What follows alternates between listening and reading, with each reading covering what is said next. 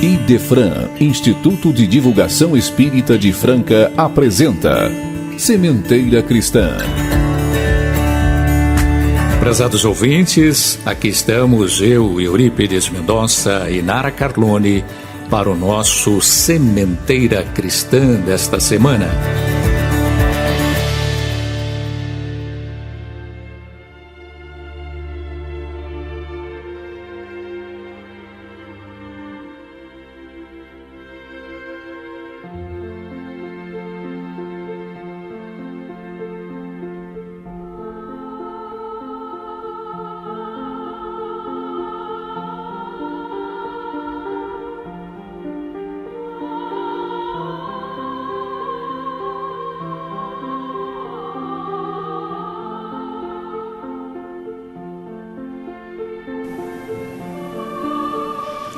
Senhor Jesus, agradecemos pelas infinitas bênçãos de cada dia. Permita, Senhor, que esses momentos sejam carregados de vibrações positivas, alcançando todos os lares e todos os corações que nos ouvem. Que o Sementeira Cristã consiga irradiar suas luzes por todos os cantos do nosso planeta, oferecendo nos ensinos de Jesus o roteiro para nossas vidas e nossa felicidade. Seja conosco, Jesus, hoje e sempre. Que assim seja.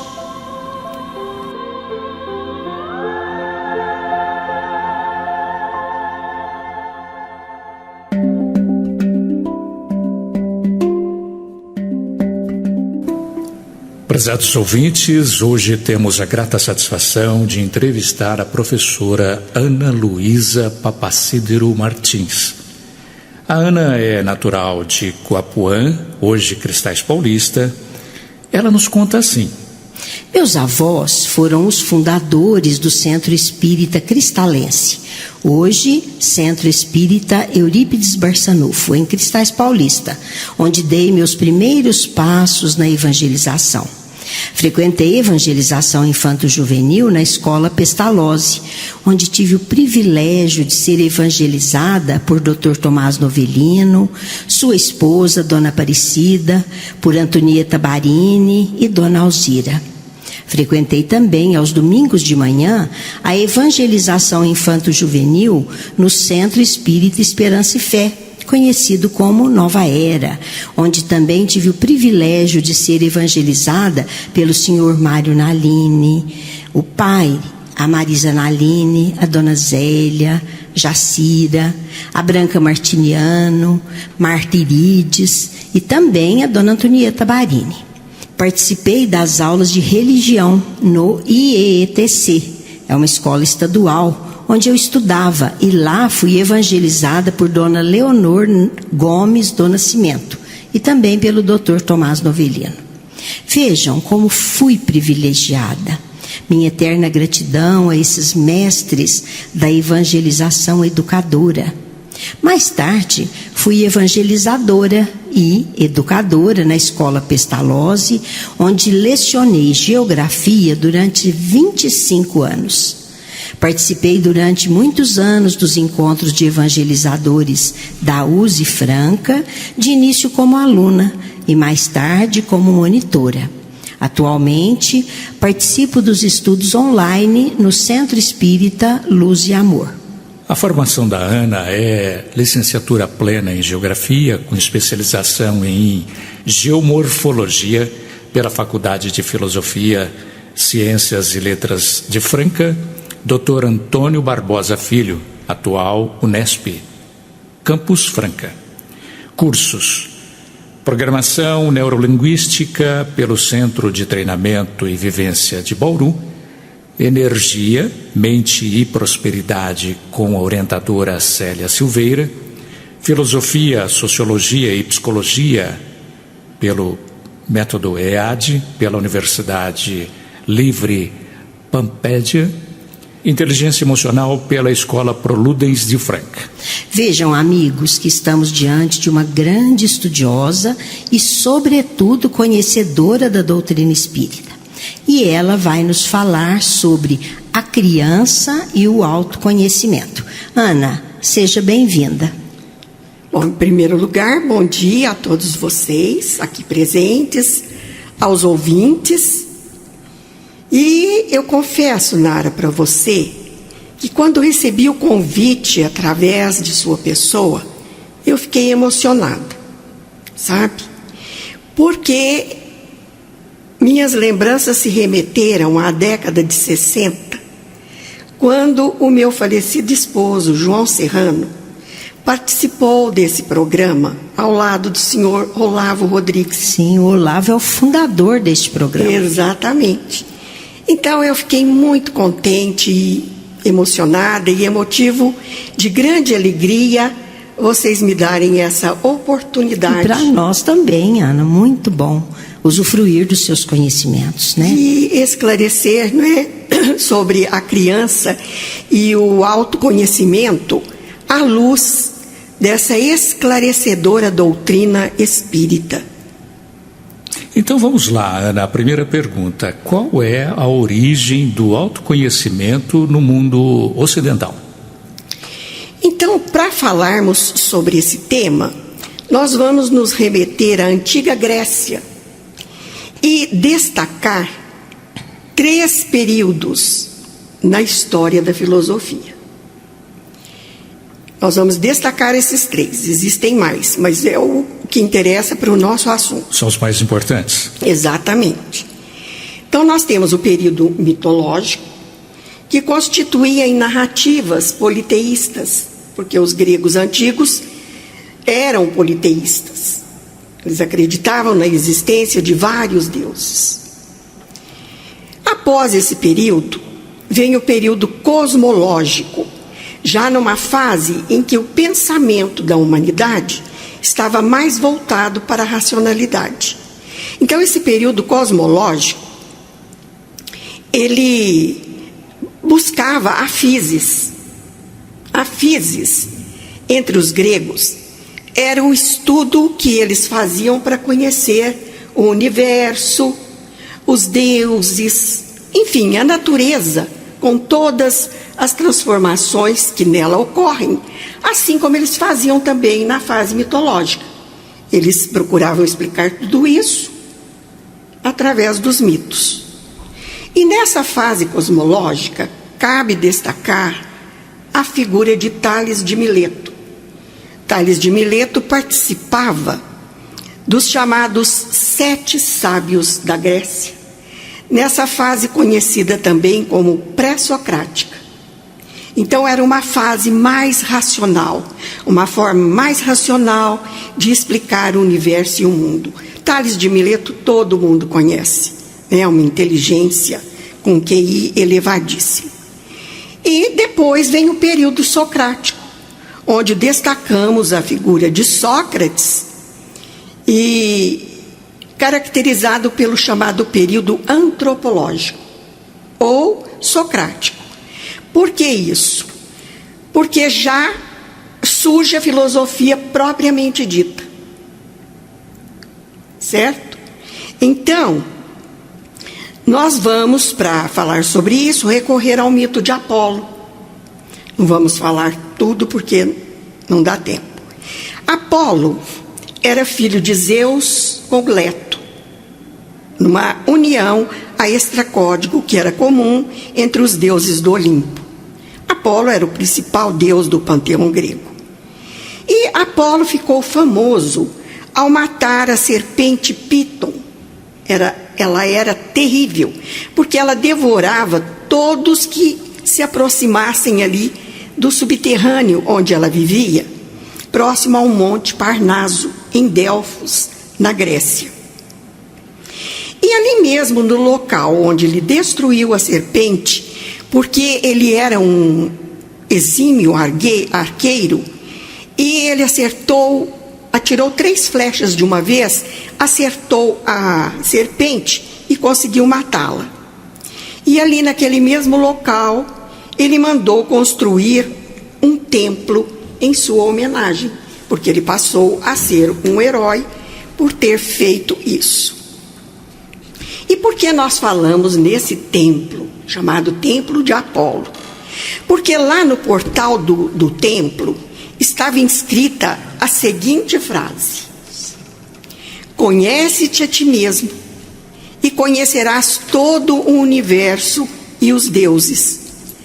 Porque se o que procuras não achares primeiro dentro de ti, não acharás em lugar algum.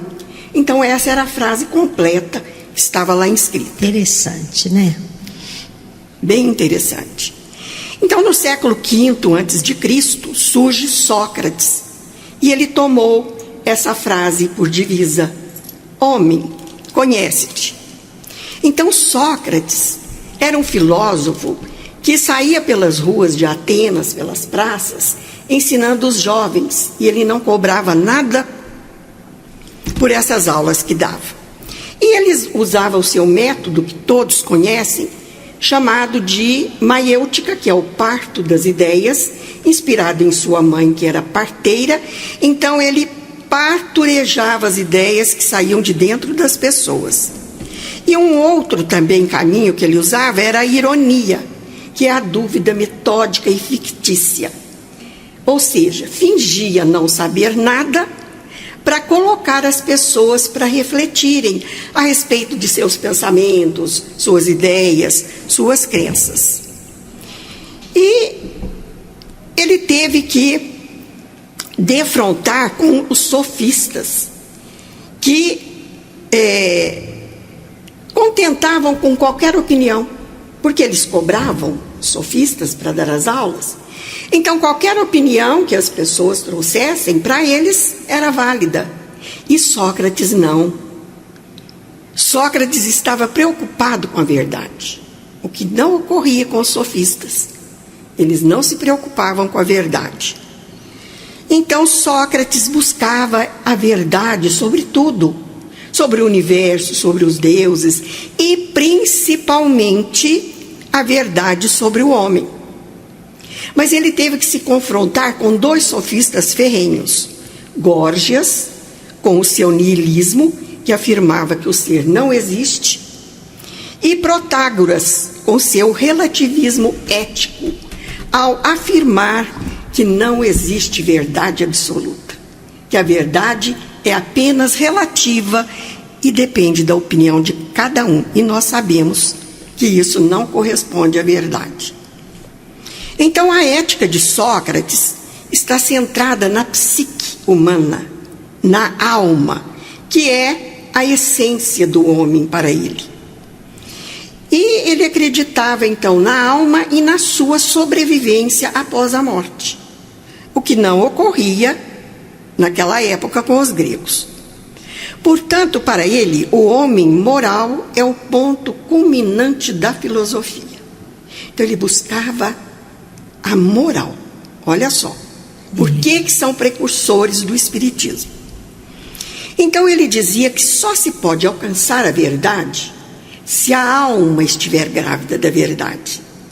Então ele só podia tirar a verdade de dentro das pessoas se a pessoa estivesse buscando a verdade e não a simples opinião. E ele dizia que o objetivo da vida humana é justamente a busca da felicidade, e que essa felicidade só pode ser alcançada quando realizamos todas as potencialidades da alma mediante um comportamento virtuoso. Então ele buscava a virtude como sumo bem.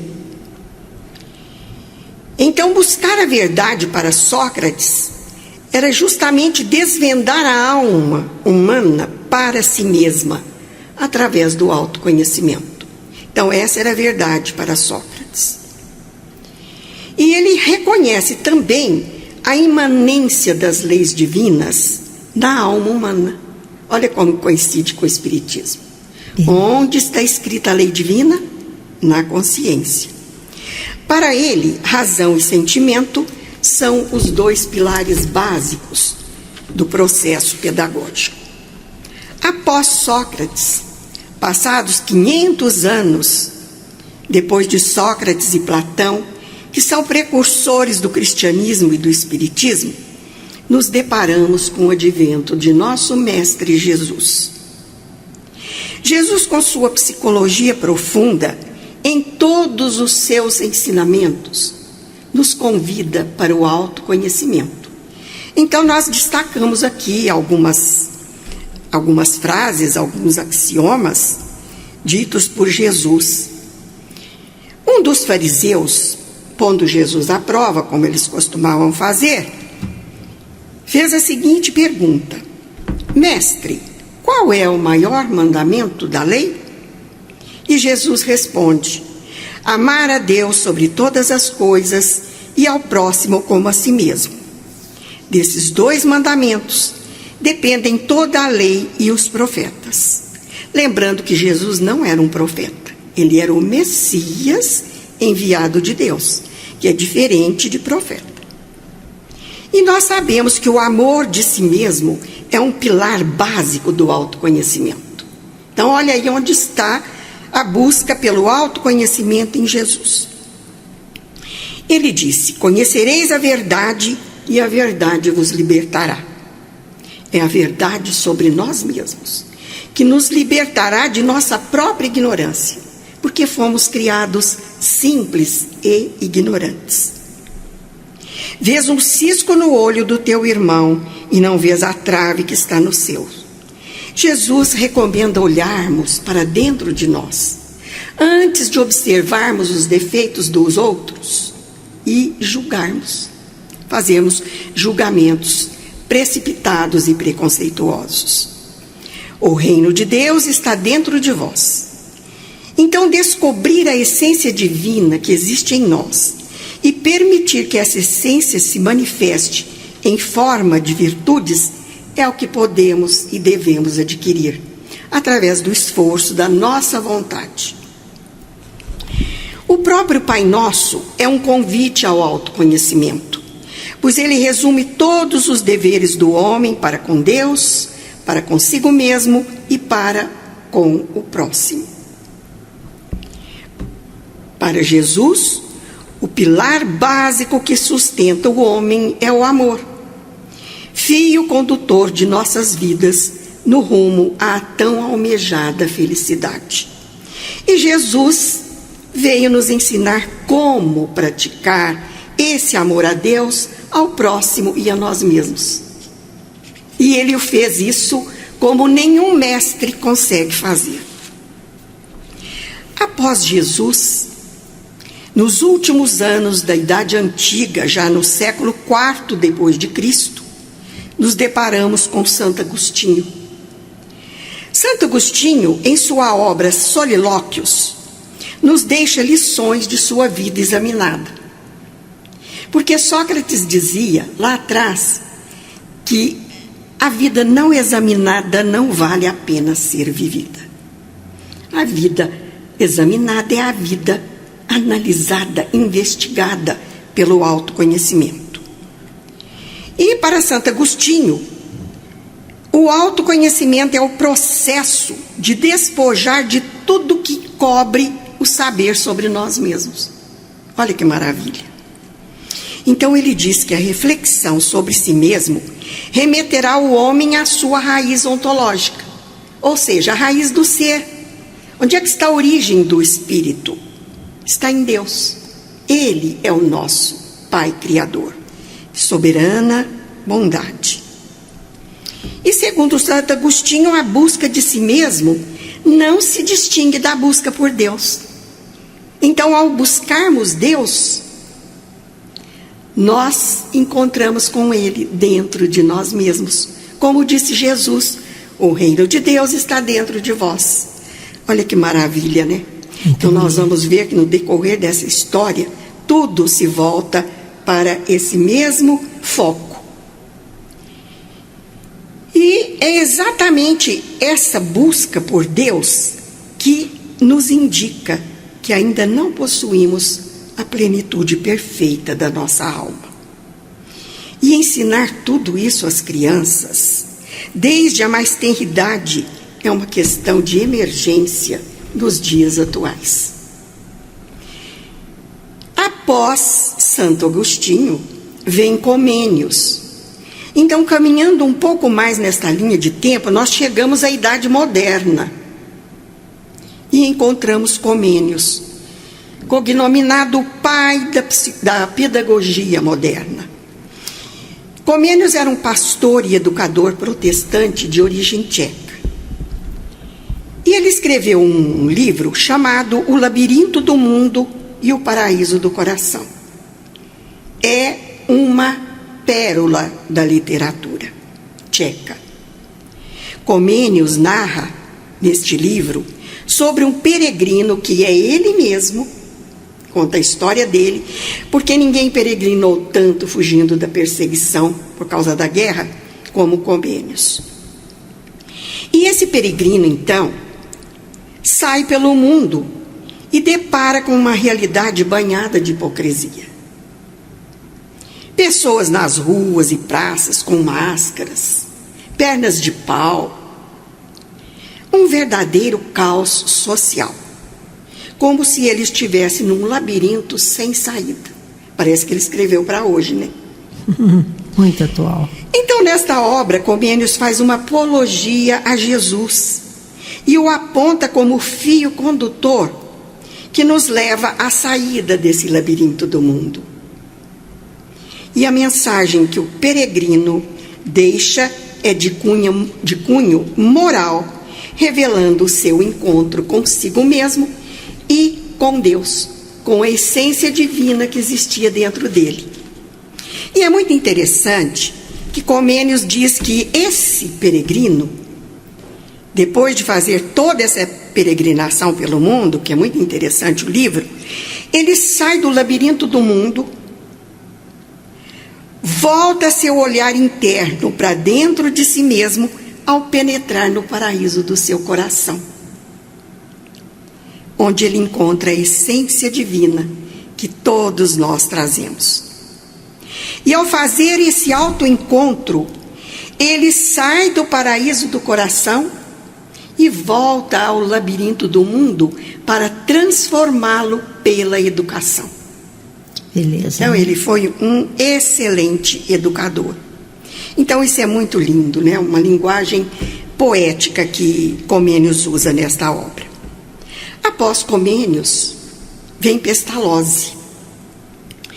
E encontramos Pestalozzi que coloca o afeto como poder central no processo educativo das crianças. Para Pestalozzi, o afeto tem o poder de despertar o processo de aprendizagem autônomo da criança, a autonomia moral. E ele estimulava nelas a capacidade de pensar, sentir e agir. E ele usava a metáfora da cabeça, coração e mãos. A cabeça, o cérebro com os pensamentos, com a reflexão, o coração com os sentimentos e as mãos na ação, no fazer. Então ele dizia que o equilíbrio entre o pensar, o sentir e o agir é importante para se chegar a uma vida plena. Pestalozzi ensinava a criança a se tornar o que ela realmente é, sem as máscaras da hipocrisia. E isto é autoconhecimento. Para ele, a educação integral é aquela que estimula o cuidado com o corpo e com a alma. E no Evangelho nós temos lá um item que trata, né, dos cuidados com o corpo e com a alma. E ele afirmava que o homem moral é construção de si mesmo. E isto é um processo individual, que essa busca pelo ser moral coincide com a busca da felicidade. Então a felicidade, nós sabemos, é a meta que todos nós desejamos. Após Pestalozzi, vem Kardec, como não poderia deixar de ser. Foi seu aluno mestre em Yverdun, na Suíça. E Kardec também resgata a questão do autoconhecimento e a sua importância para a nossa transformação moral. Na questão 919, Kardec indaga aos espíritos: qual é o meio prático e eficaz para se melhorar nessa vida e resistir aos arrastamentos do mal? O espírito que veio responder a essa pergunta é aquele mesmo Santo Agostinho que nós vimos lá atrás.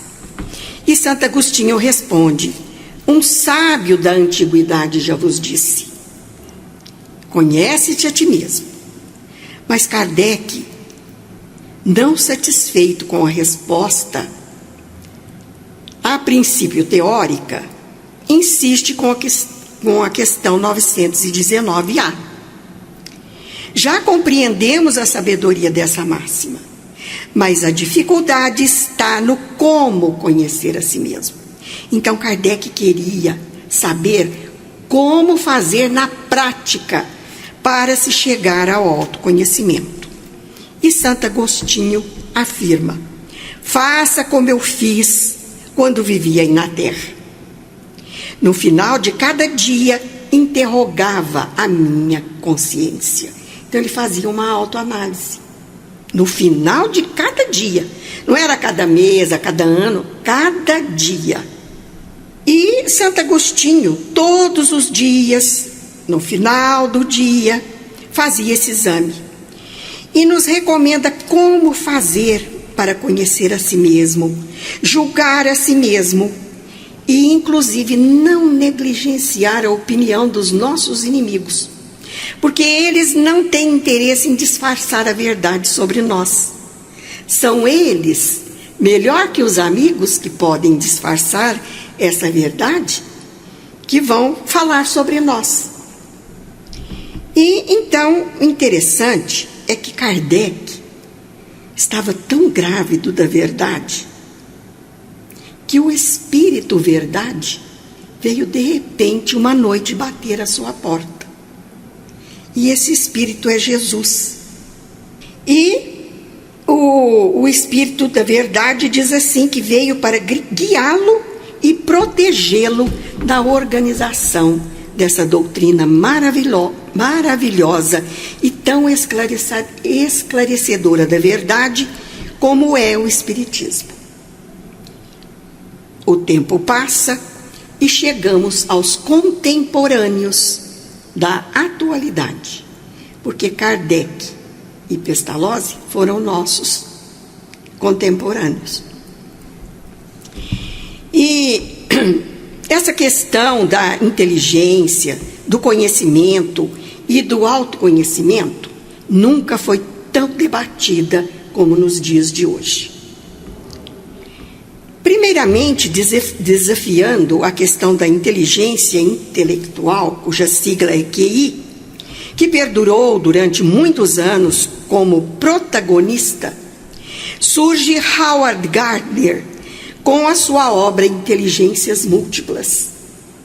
E ele contesta o QI, dizendo que existem vários tipos de inteligência, e não apenas a inteligência lógico-matemática, não apenas esse raciocínio lógico. A seguir, já nos anos 90, Howard nos anos 80, logo em seguida Daniel Goleman nos anos 90, com sua obra Inteligência Emocional, nos fala sobre a importância da inteligência emocional para sermos bem-sucedidos na vida. E ele diz que 80% das pessoas que são bem-sucedidas é de inteligência emocional e apenas 20% de inteligência intelectual. É o que Goleman afirma. E depois deles, já na década de 2000, surge Deiná Zohar com o seu livro Inteligência Espiritual. E assim nós encerramos essa parte histórica. Ana, que beleza, né? Mas então vamos ver uma segunda pergunta. O que é o autoconhecimento e qual o seu principal objetivo? Então nós podemos dizer que o autoconhecimento é o pensamento debruçado sobre si mesmo, num processo contínuo de investigação, observação, análise e reflexão sobre nós mesmos. É um processo longo, trabalhoso, difícil, que exige muito exercício e reflexão. Não é fácil. É preciso perseverar. E assim, ao fazermos essas reflexões, nós podemos elaborar um mapeamento interno de nossas ações, mudando alguns hábitos que precisam ser transformados. Esse é um dos objetivos. E nos últimos 10 anos, pesquisas neurocientíficas apontam a ínsula, localizada numa parte bem profunda do cérebro, como a responsável pelo autoconhecimento. Olha só, que interessante. Nós temos no cérebro uma região que responde pelo autoconhecimento.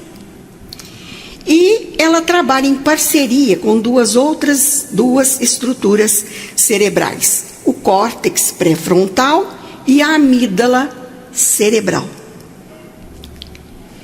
Então, a ínsula, ela funciona como um intérprete do nosso cérebro, traduzindo sons, cheiros, sabores, imagens em emoções e sentimentos.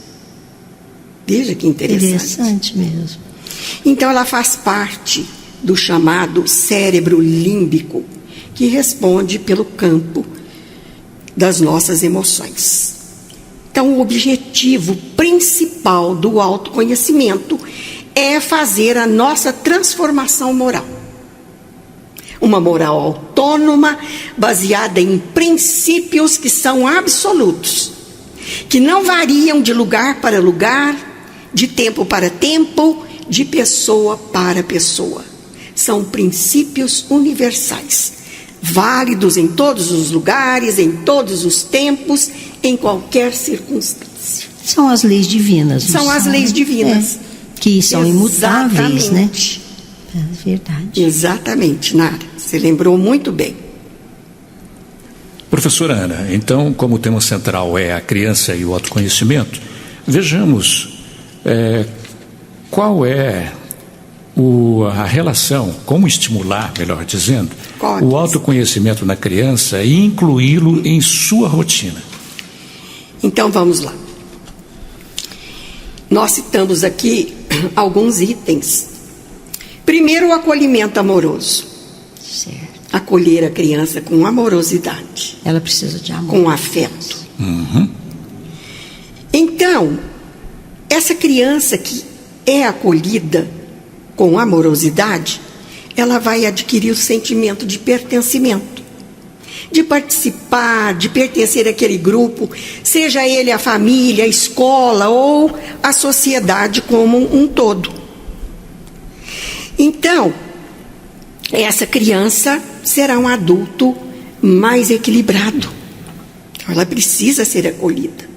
Ao ser bem acolhida e se autoacolher amorosamente, porque aí ela vai aprender a se autoacolher também com amorosidade. Isso vai despertar nela a autoestima, que é o amor de si mesma. Pestalozzi falava, a autoestima é o amor de si. É o amor que nós temos por nós, que Jesus nos recomenda lá naquele maior mandamento da lei. Então, a criança que aprende a amar a si mesma, ela afasta o sentimento de rejeição. Mesmo que o outro a rejeite, ela se ama. E quando ela se ama, ela ama o outro também. E ela vai entender muito bem isso. E pode ser feito isso. Pode ser feito. Essa autoestima, esse amor de si, leva à aceitação e à autoaceitação. Então, aceitando a criança como ela é, o educador, evangelizador, vai inspirá-la a se aceitar também como ela é, mas sem perder a perspectiva de mudança. Que ela é capaz de realizar mudanças em si mesma. Que ela pode mudar seus pensamentos, seus sentimentos e seus comportamentos. Porque tudo vem do pensamento. Ao mudarmos o pensamento, ensinarmos a criança a mudar o pensamento logo que ele vem, se ele for negativo, para um positivo, é de grande eficácia. É muito eficaz. E depois disso, vem a confiança e a autoconfiança. Então, o educador, evangelizador, confiar na criança. Porque vai inspirá-la a confiar em si. A confiar primeiro em Deus, depois em si mesma. É o que o Evangelho fala da fé divina e a fé humana. Fé em Deus, fé em si e fé no próximo.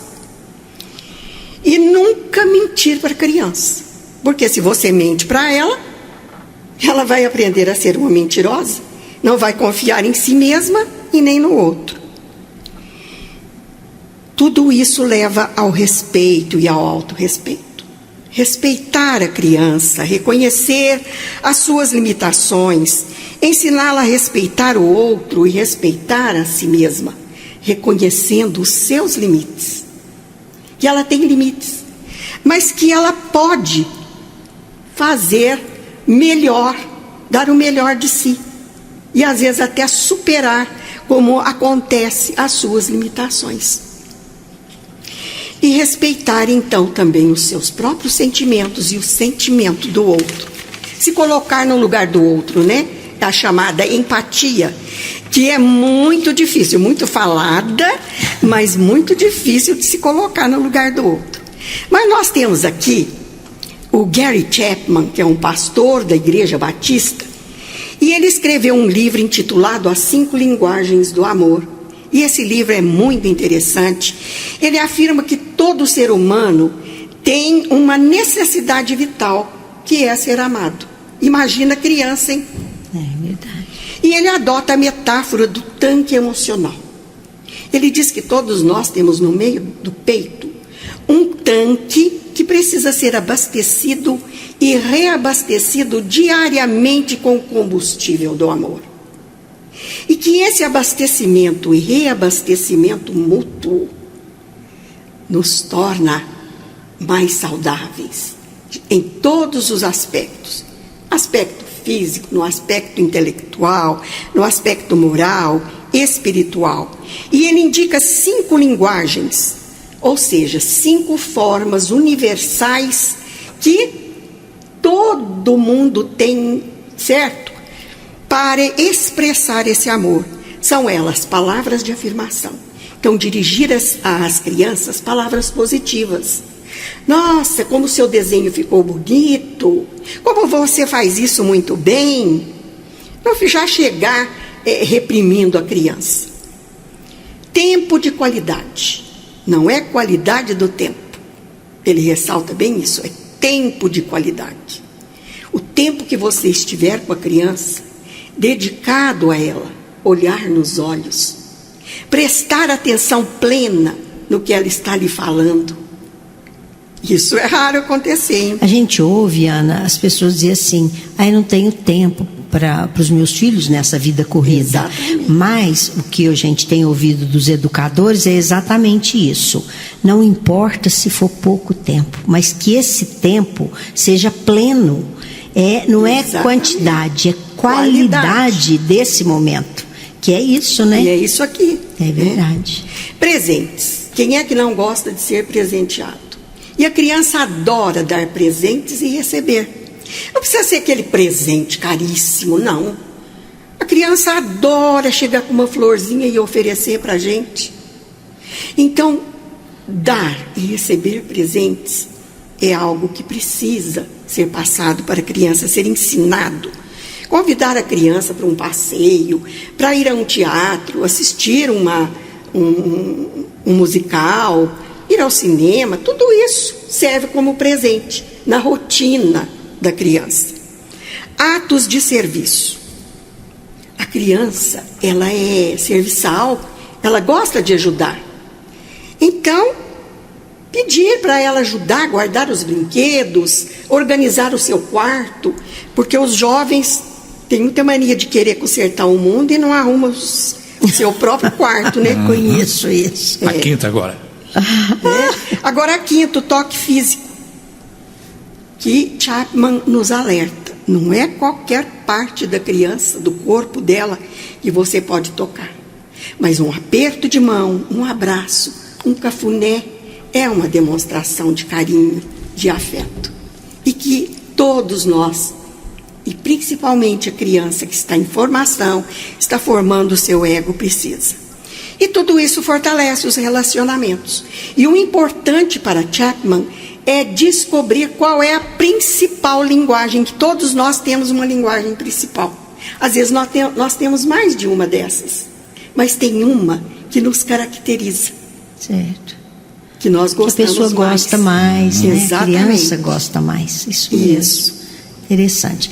Ana, é isso aí, é assim que se inclui o autoconhecimento, se né, estimula, na rotina, estimula para a criança, na rotina, né? da criança. E em que sentido esse autoconhecimento vai auxiliar a criança no seu processo evolutivo? Estamos aqui para evoluir e a criança também, né? Exatamente. Então, depois de tudo que nós dissemos, dos exemplos inspiradores, dessas várias figuras, desses expoentes que trataram do autoconhecimento, nós podemos afirmar que a nossa transformação moral deve começar desde a mais tenra idade. Os psicólogos aconselham a partir dos 4 anos, que é a fase em que a criança já é capaz de reconhecer suas emoções, seus sentimentos e seus comportamentos. Então, bem desde pequenininha, né? E que o objetivo da nossa presença aqui na Terra é justamente essa transformação moral, como a Nara acabou de dizer, e que depende do autoconhecimento e da boa vontade que nós temos para realizar essa transformação. É preciso arregimentar a força, o motor da vontade. Kardec nos aconselha isso, lá no Livro dos Espíritos.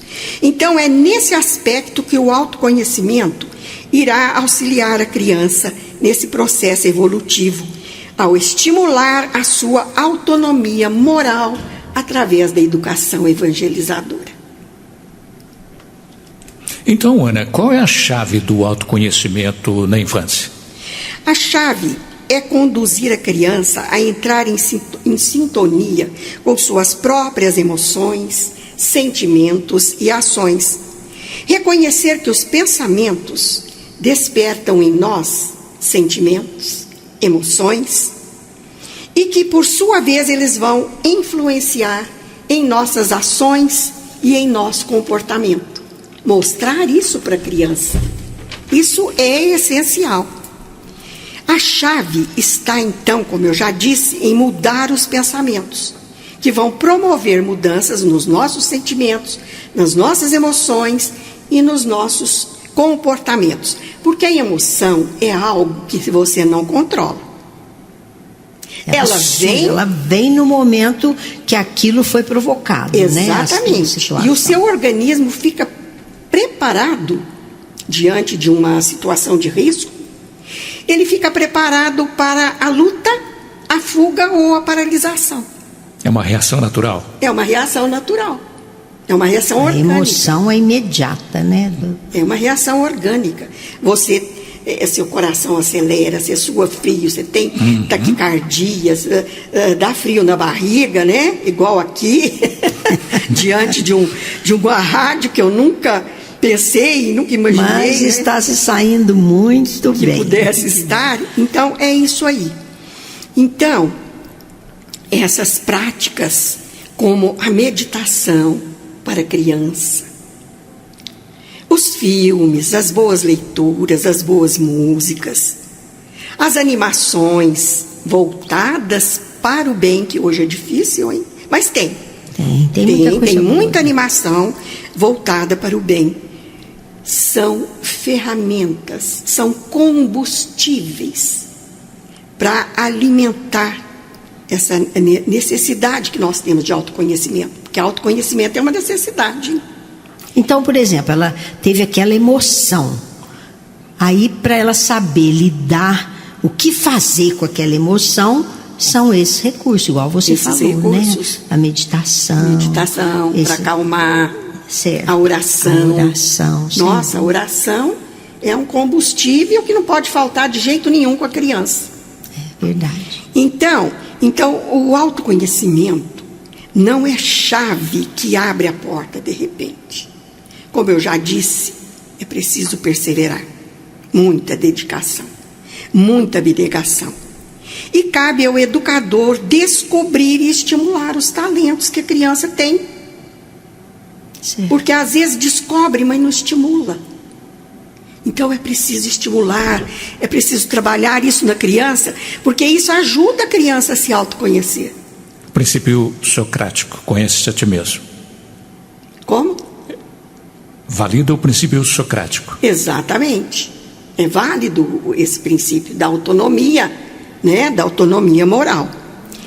Então, o educador precisa também fazer esse trabalho, essa tarefa. Mas a chave mestra que aciona o motor da competência e a habilidade, que é o autoconhecimento, é o amor. Ele é o fio condutor de nossas vidas. E o autoconhecimento é a coragem de ser o que se é. É preciso coragem. Porque nós costumamos colocar máscaras no ego. Colocamos. Não precisamos dessas máscaras, mas nós colocamos.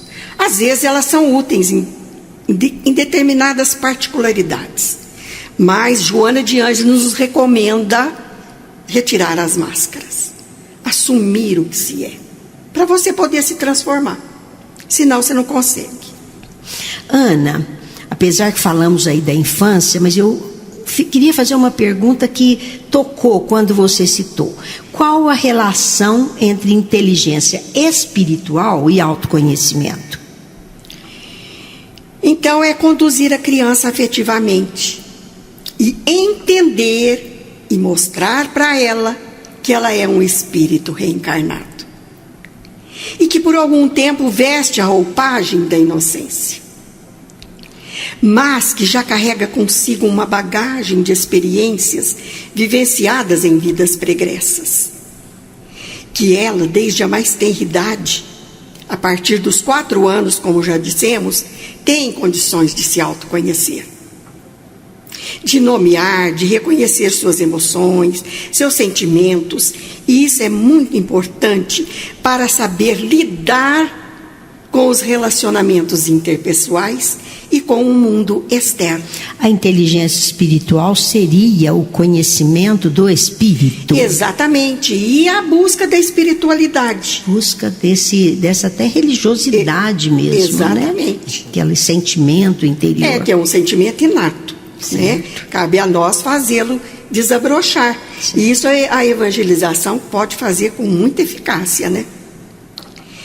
Então, mostrar a ela que hoje ela é uma criança, mas que amanhã ela será um ser humano adulto, que esse adulto vai envelhecer e que quanto mais equilibrado for esse adulto, este idoso, melhor para si mesmo, melhor para o outro e melhor para o mundo que o rodeia.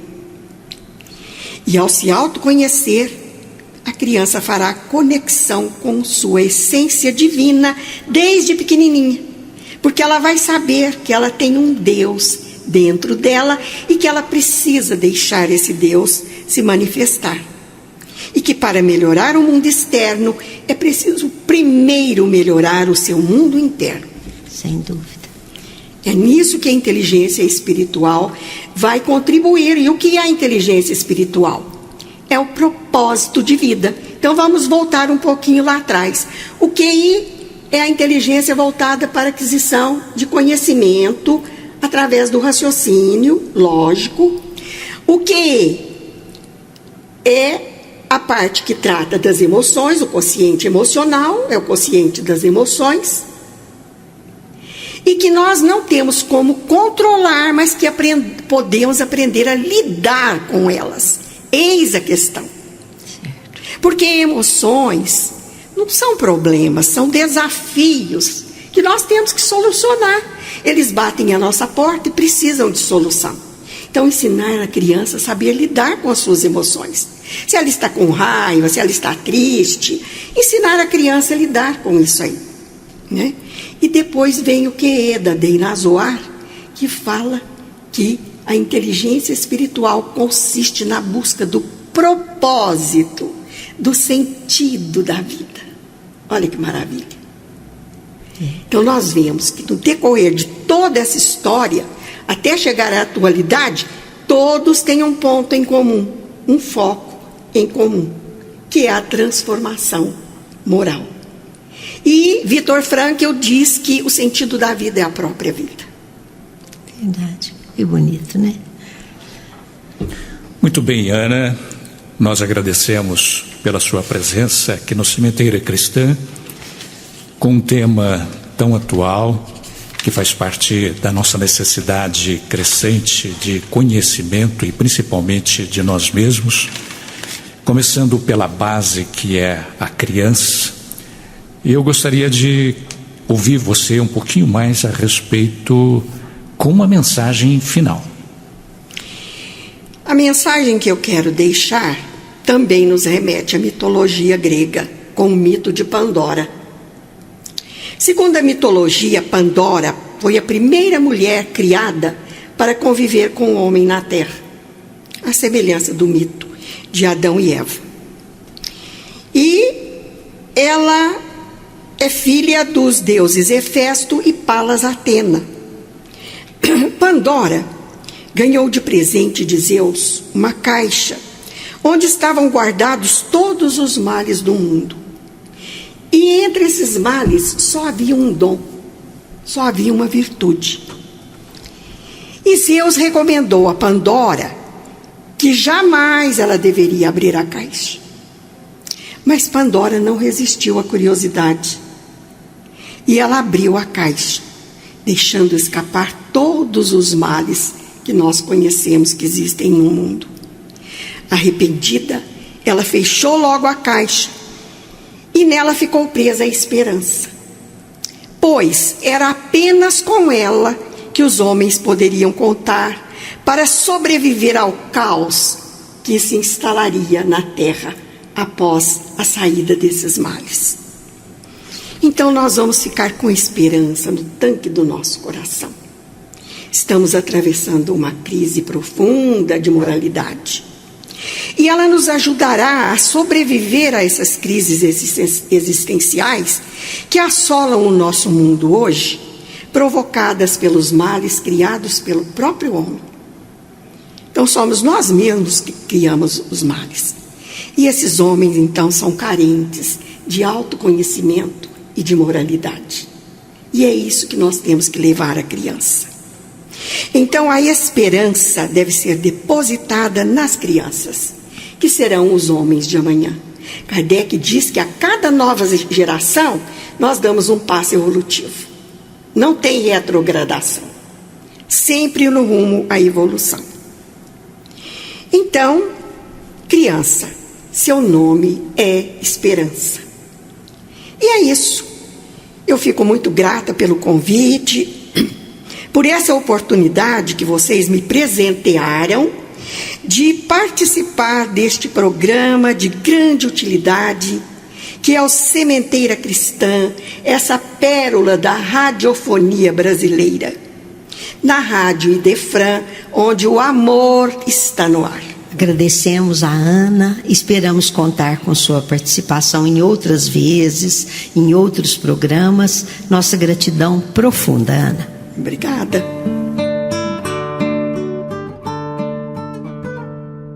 Vamos ouvir na voz de Maurício Keller, Grupo Arte Nascente de Goiânia, a música Gente Boa.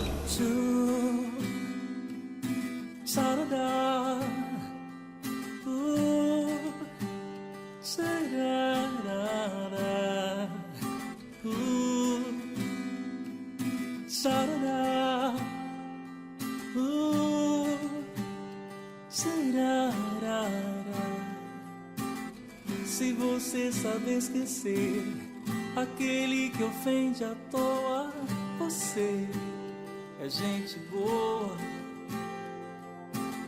Se você dá sempre mais, aquele que pede a sobra, você é gente boa. Se você consegue ver com fé a pior instância, você é gente boa.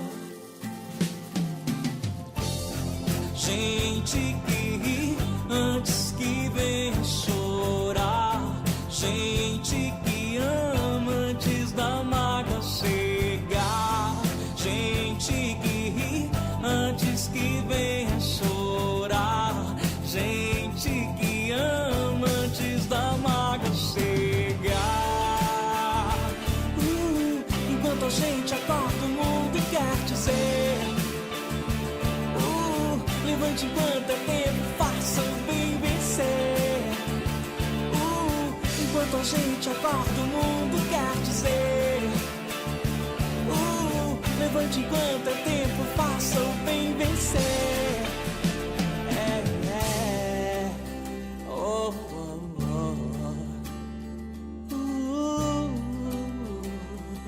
oh. Se você estende a mão, aquele que desespera, você é gente boa. Se você sabe sorrir, aquele que faz carranca, você é gente boa. Se você sabe sentir em tudo quem abençoa, você é gente boa. Gente que ri antes que vem chorar, gente que ama antes da mágoa chegar, gente que ri antes que vem chorar, gente que ama antes da mágoa chegar. Enquanto a gente acorda o mundo quer dizer, levante enquanto é tempo, faça o bem vencer. Enquanto a gente acorda o mundo quer dizer, levante enquanto é tempo, faça o bem vencer.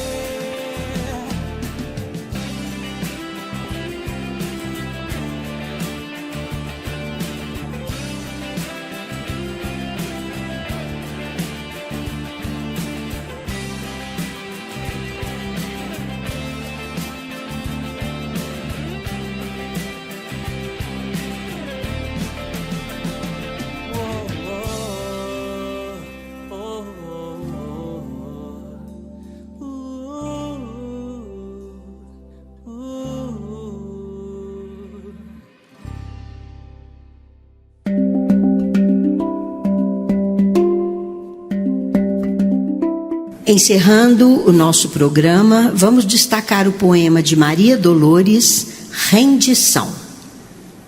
Perdoa-me, Senhor, se estou cansada de meus sonhos falidos, longe de ti, vagando estrada a estrada. Nas muitas quedas de meus tempos idos, nas construções verbais a que me entrego, no anseio de encontrar tarefas benfazejas, não consintas que eu diga as sombras que carrego. Induze-me a falar conforme o que desejas. Despoja-me, Senhor, da sombra que me enlaça. A minha teimosia chega ao fim. Consente-me entender o que queres que eu faça. Ajuda-me, Senhor, a esquecer-me de mim. Agradecemos a audiência e estejam novamente conosco no Sementeira Cristã, todos os domingos às 9 horas, pela Rádio Idefran e canal YouTube. Idefran, o amor está no ar.